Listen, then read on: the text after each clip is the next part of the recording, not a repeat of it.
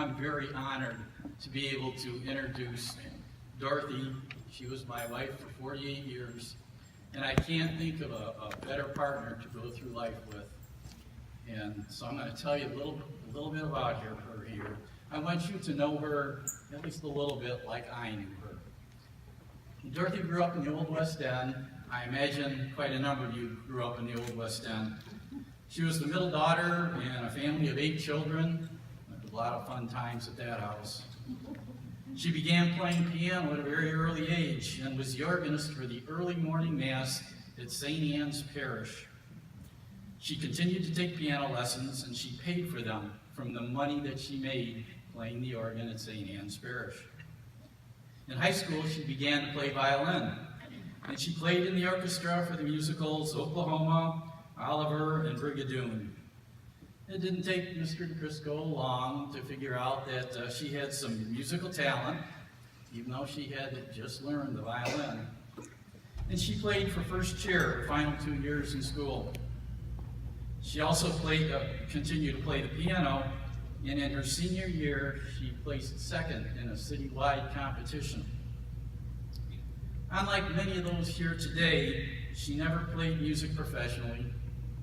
Instead, her dream was to get married and have a dozen children.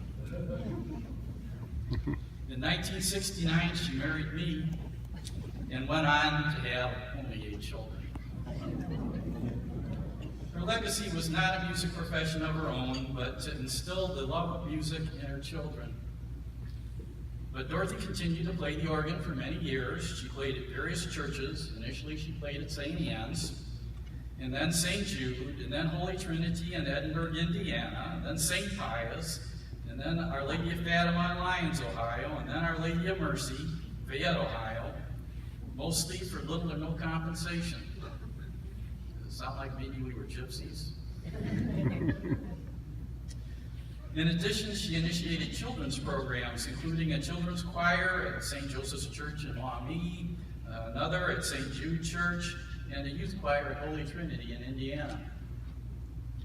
Dorothy also provided both piano and violin lessons, although lessons that were given to her children were mostly by others, because she wanted the time with her children that she spent with her children playing music to be fun rather than instructional. Dorothy's music career was cut short. It was cut short by a crippling illness that took her strength away and the nimbleness in her fingers. She still tried to play piano, but she would only do it when nobody was around. However, the music spirit lives on in her children. All of her children play the piano in addition to various other instruments. 2 of her daughters won the prestigious John Philip Sousa Award for the most outstanding musician, one at Morenci High School and one several years later at Perrysburg High School.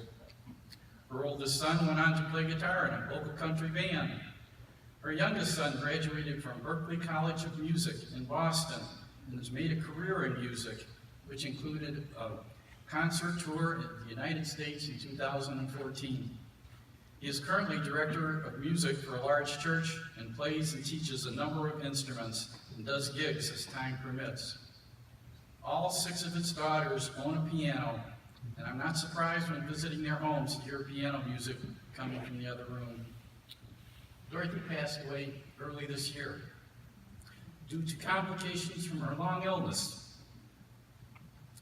And I'm really proud of what she's done with her family. And I know she'd be proud to be here today. What I'd like to do right now is I'd like to bring up Dorothy's family, her daughters and sons, to accept the award on her behalf.